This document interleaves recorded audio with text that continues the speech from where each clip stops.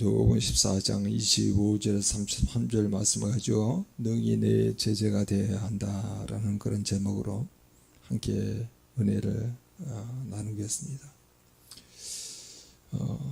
이 본문은 제자도를 말하게 될 때 항상 등장하는 본문입니다. 이 본문을 통해서 예수님께서 정말 우리에게 요구하는 참된 제자의 도가 무엇인지를 깊이 우리가 좀 깨닫는 시간이 되었으면 좋겠습니다. 선교사들이 한 10년 지나고 나면은 이제 10년 정도 되게 되면은 나올 수밖에 없는 그런 상황이 너무나 많아져서 인도, 중국에서 나와가지고 다른 지역으로 옮기면서 한국 선교가 상당히 위기에 빠졌을 때 그럼 대안이 뭐냐? 현지인을 제자로 시켜야 한다는 거예요.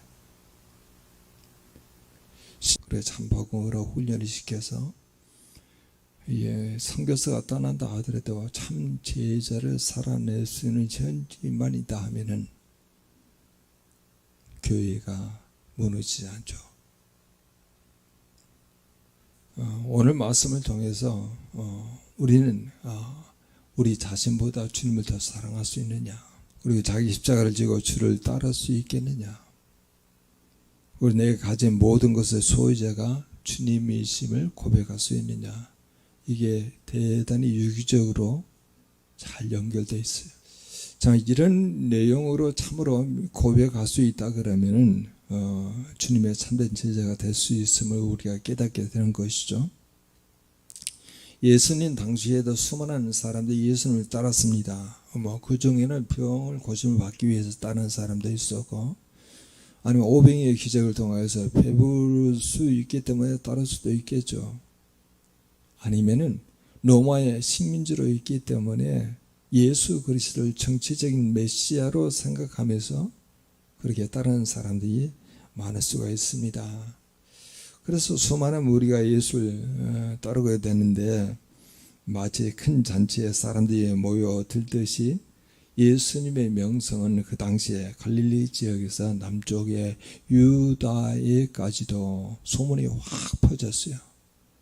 그는 하나님의 아들로서 이 땅 가운데 오셔서 죄를 사해 줄 뿐만 아니라 이렇게 병자를 치유하시고 배부르게 하시기도 하고 우리를 로마로부터 해방시켜주는 존재이구나 라고 하는 소문이 퍼진 거죠.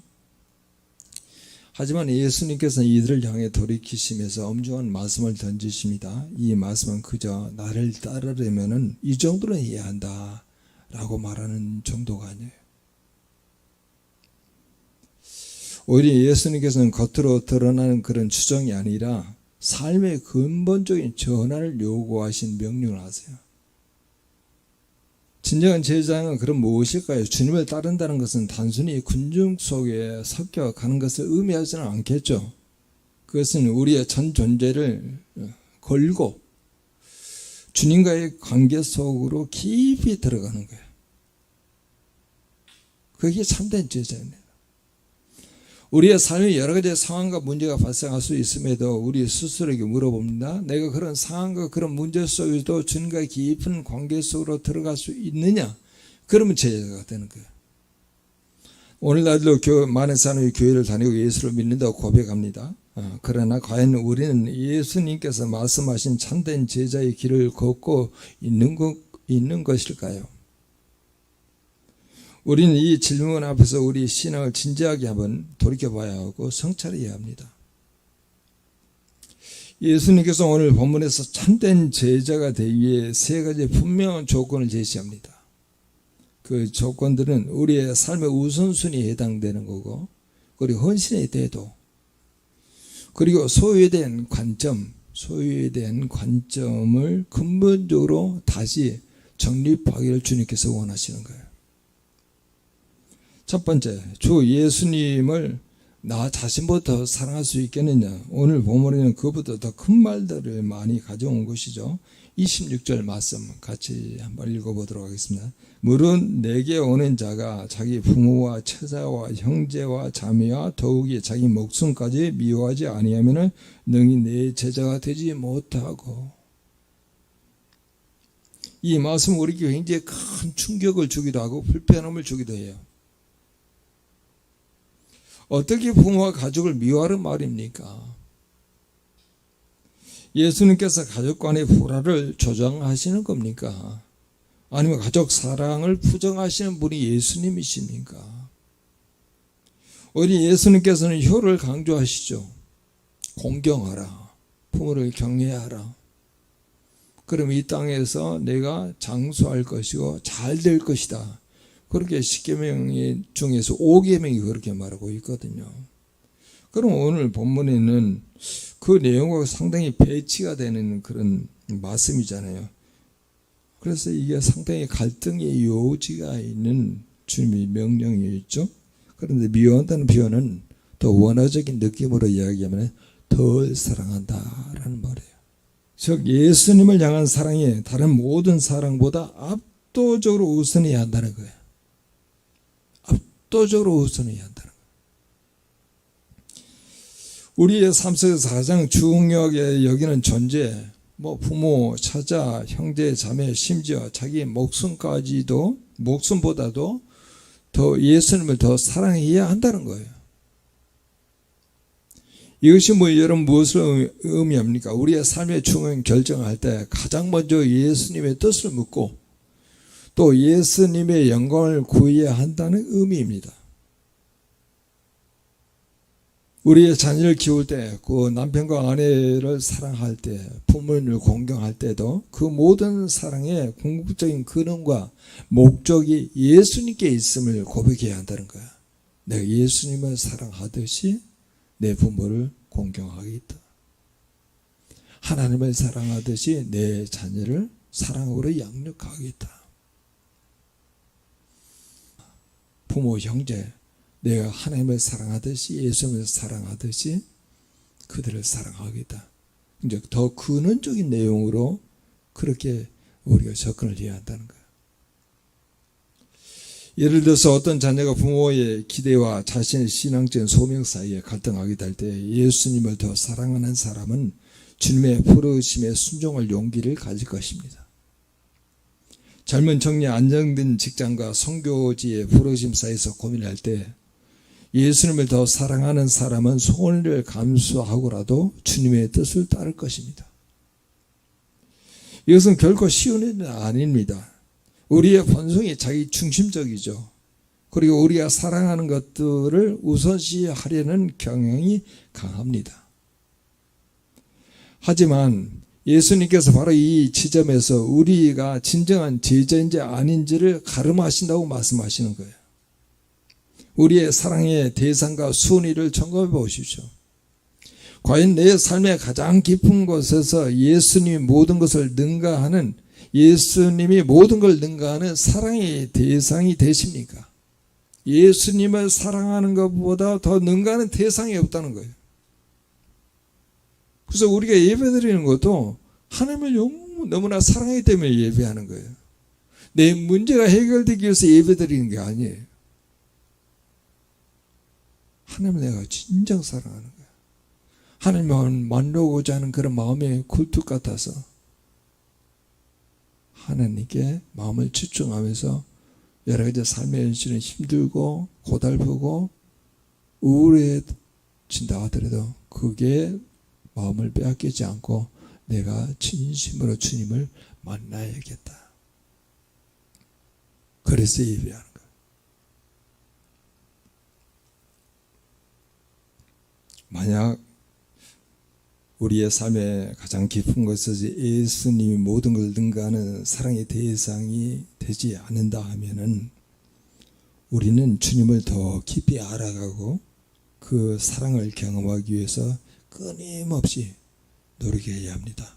이 성령님이 그 노력에 기름 부으심을 허락하게 해줘.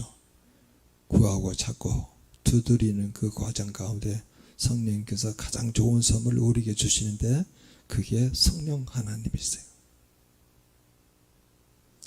두 번째로 자기 십자가를 지고 주를 따르라고 이야기하는데 27절 같이 한번 읽어보죠. 누구든지 자기 십자가를 지고 나를 따르지 않은 자도 능히 내 제자가 되지 못하리라.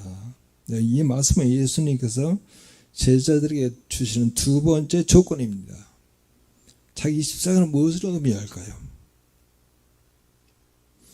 때로는 우리가 이것이 문맥과 그 말하는 그런 내용과 크게 연관짓지 못하고 또 성경에 말하는 십자가라고 하는 그 내용을 깊게 연결시키지 못한 상태에서 옳은 일을 당할 때 이건 나의 십자가야 이렇게 말하는 경우가 많이 있어요.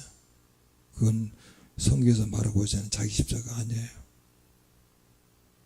뭐가 해결되지 않은 그런 문제가 가정 안에서 계속 일어나게 될 때 이건 나에게 주신 하나님의 십자가야 이렇게 해석하게 되면 성경을요 굉장히 왜곡시키는 겁니다. 그러면 이 자기 십자가를 정확히 우리가 이해할 필요가 있는데 십자가는 오늘날처럼 장식품이 아니잖아요. 그 당시에 죄인들에게 가해지는 가장 잔인한 형벌의 도구였습니다. 죽음과 고통 그리고 수치심의 상징이었어요.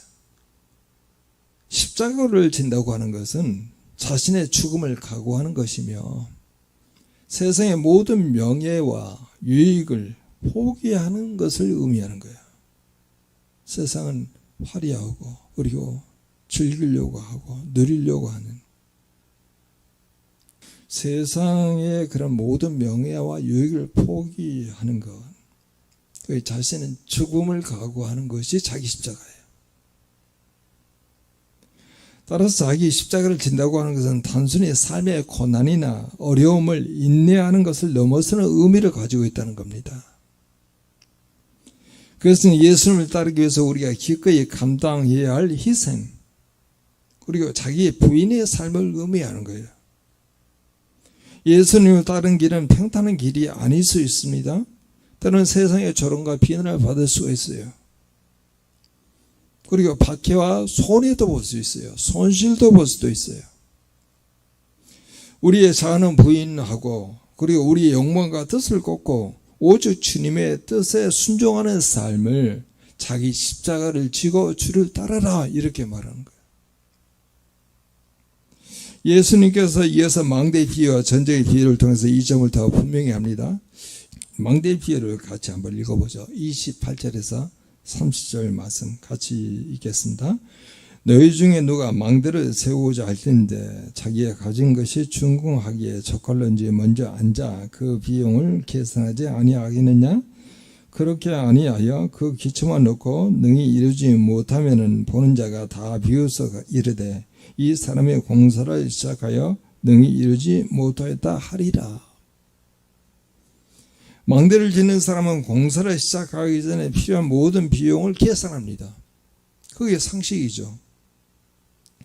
충분한 자금이 없으면 시작조차 할 수가 없어요. 제자의 일을 갖는다는 것도 마찬가지입니다. 예수님을 따르는 것은 무엇을 요구하는지 그리고 어떤 희생이 필요한지를 미리 계산해보고 결정해야 한다는 거예요. 예수를 따른다고 하는 것은 그냥 기분 좋게 말로만 따르는 게 아니고 무엇을 요구하는지 그리고 어떤 희생이 필요한지를 여러분 따져야 한다는 거예요.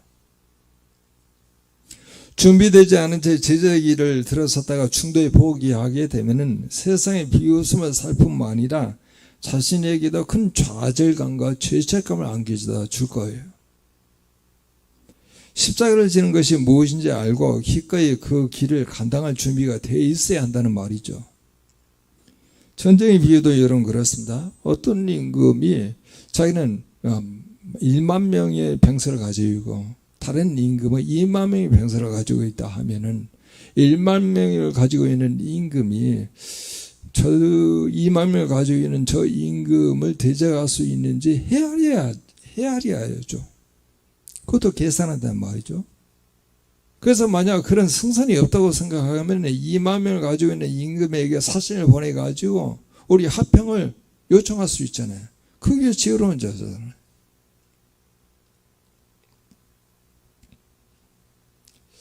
이 두 비유는 십자가를 지고 주를 따르는 일이 얼마나 심사숙고하고 결단해야 하는 일인지를 보여줍니다.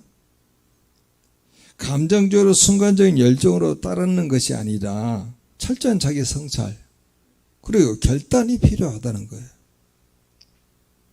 우리는 세상의 가치관과 대적하여 싸워야 하며 때로는 우리의 욕망과 세상적인 성공을 포기해야 합니다. 사랑하는 성도 여러분 자기 십자가를 지고 주를 따를 준비가 되어 있습니까? 세상의 유혹 앞에서 예수님의 선택을 용기가 있습니까? 고난과 박해가 닥쳐올 때 예수님을 부인하지 않고 그 길을 묵묵히 걸어갈 믿음이 있습니까? 이것이 바로 주님께서 우리에게 요구하는 참된 제자의 모습이에요. 세 번째로 주님께서 우리에게 말씀하십니다. 내가 가진 모든 것의 소유자가 주님이심을 고백하라. 꼭 소유라고 하게 되면 재물과 영혼을 지키기 쉬워요.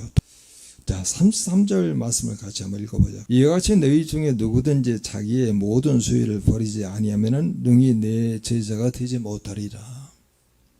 이 말씀은 제자가 되기 위해 세 번째이자 가장 포괄적인 조건입니다. 자기 모든 소유를 버린다는 것은 단순히 재산을 팔아 가난해지라는 의미가 아닙니다. 물론 어떤 이들에게 물질적인 포기가 필요할 수도 있어요.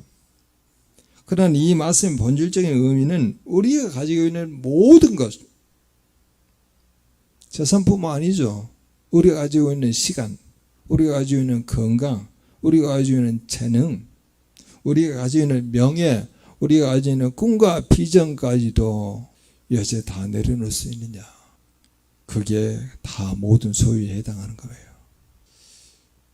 그래서 그런 모든 내용들을 주님의 소유로 인정하고 주님의 뜻대로 사용하겠다는 고백이에요. 이것은 소유권의 포기보다는 소유권의 이전입니다. 내 삶의 주인이 내가 아니라 예수님이시라는 것을 고백하는 겁니다. 내가 열심히 일해서 얻은 재산이라 할지라도 그 모든 것이 주님의 은혜로 주어진 것이며 주님께서 원하시면 언제든지 주님을 위해 사용할 준비가 되어 있어야 합니다. 나의 재능과 시간 역시 나의 만족을 위해 사용하는 것이 아니고 주님의 영광을 위해서 드려져야 하고 주님의 나라를 위해서 쓰여져야 해요. 어떤 사업가 자신의 성공을 위해서 풀철주야 일하고 재산을 모았다고 가정해 봅시다. 그는 모든 것이 자신의 노력의 결과로 생각할 수 있겠죠. 그러나 예수님의 제자는 그 모든 것이 주님께서 허락하신 것이며 그 재물을 통해서 주님의 나라를 위해 무엇을 할 수 있는지 끊임없이 고민해야 합니다. 자신의 사업을 통해서 이웃을 섬기고 교회를 섬기며 또 선교를 후원하는 등 자신의 소유를 주님의 뜻대로 사용할 때 비로소 참된 제자의 길을 걷는다고 말할 수 있는 거죠. 우린 종종 내 것이라는 생각에 갇혀 살아갑니다. 그러나 이 말씀은 우리가 가진 모든 것이 잠시 맡겨진 것이며 궁극적인 소유권은 주님께 있음을 상기시켜 줍니다. 내 몸의 건강도, 나의 지식도, 나의 직분도, 심지어 나의 자녀까지도 모두 주님께로부터 왔고 주님을 위해 존재해야 한다는 거예요. 이런 고백은 우리의 삶의 모든 영역에 영향을 미칩니다.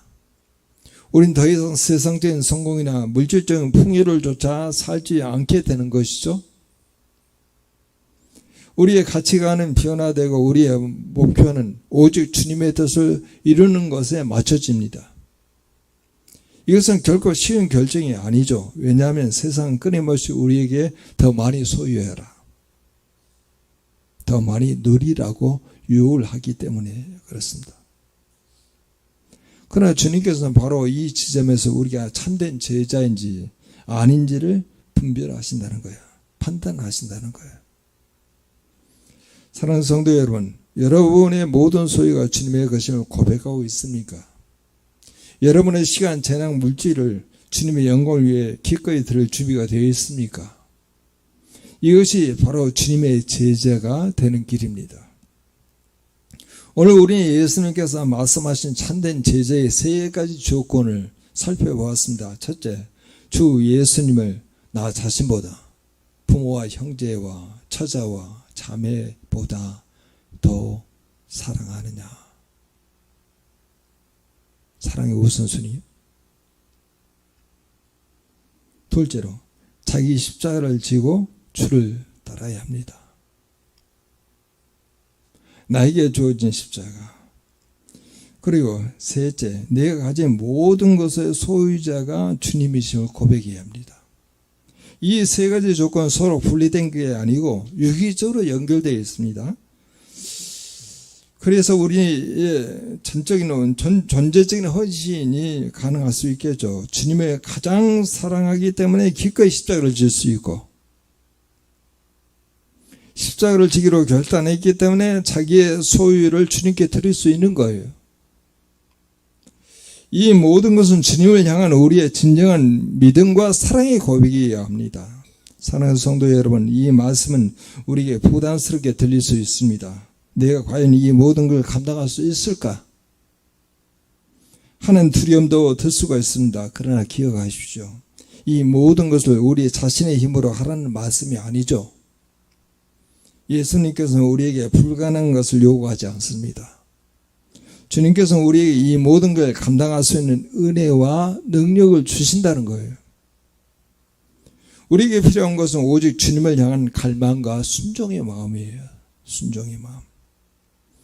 우리가 주님을 더 깊이 알고 사랑할수록 우리는 기꺼이 이 모든 것을 주님께 드릴 수가 있습니다. 주님의 십자가 사랑을 경험하면 할수록 우리는 우리 십자가를 지고 주님을 따를 용기를 얻게 될 것입니다. 오늘 말씀을 통해 우리는 다시 한번 우리의 신앙을 한번 점검하고 우리의 삶의 방향을 재정립할 기회를 얻습니다. 여러분, 지금 어디에 서 있습니까? 수많은 무리 속에 섞여가는 정도의 신앙생활을 하고 있습니까? 아니면 예수님께서 말씀하신 참된 제자의 길을 걷고 있습니까? 주님께서 우리를 당신의 제자로 부르십니다. 이 부르심은 특권이며 동시에 책임입니다. 이 시간에 우리가 우리의 마음을 열고 우리 주님께 이렇게 부르짖읍시다. 주 예수를 나 자신보다 더 사랑하고 자기 십자가를 지고 주를 따르며 내가 가진 것의 모든 것의 소유자가 주님이심을 고백하는 자가 능히 주님의 제자가 됨을 확인하며 이 같은 영적 흐름이 우리 공동체 가운데 계속 흘러갈 수 있도록 다 같이 통성으로 기도합니다.